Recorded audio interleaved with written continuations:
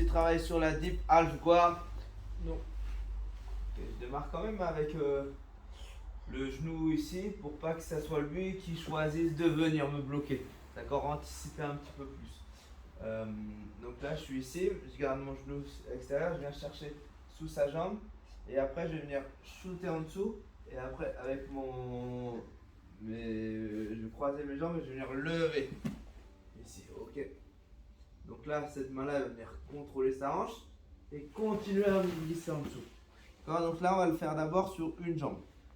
Hop, ici, je viens rentrer ici, chercher sa jambe et là, je vais chercher à sortir son revers. Hop, pour aller donner à ma main qui passe en dessous et venir donner à l'intérieur. D'accord? Une fois que je suis là, la main libre va chercher la hanche opposée. D'accord? Je contrôle au niveau de sa hanche. D'accord? Ici, une fois que je suis là, je vais venir décaler mon pied. Je passe en dessous, hop, et venir ouvrir. Hop, et je reviens à genoux. Boum. Ici, ce qui est important, vous avez vu, là, j'ai bien sa hanche, elle est déjà effacée.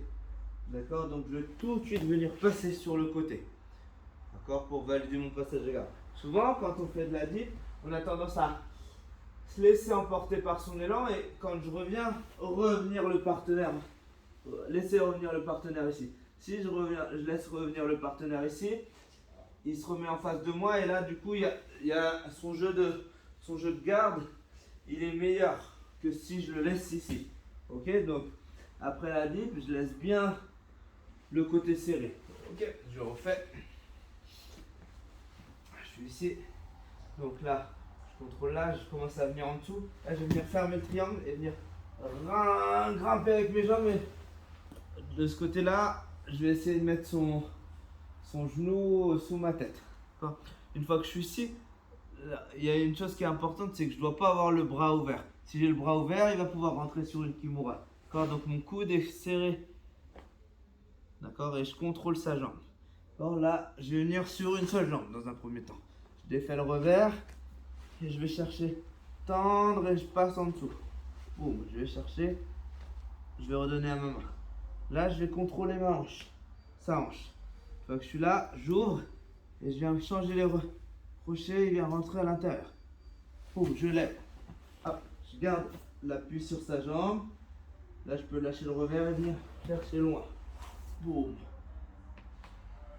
Et après, je vais valider mon passage de garde. Hop. Une fois. Hop, tac. Tac, tac, tac. On va montrer juste l'arrière. Et ici. Là, ici, tac. Hop. Ici, je vais chercher ça sous sa jambe. Et ici, là, je serre mes jambes et je ramène. Hop. Et je glisse en dessous. D'accord. Hop.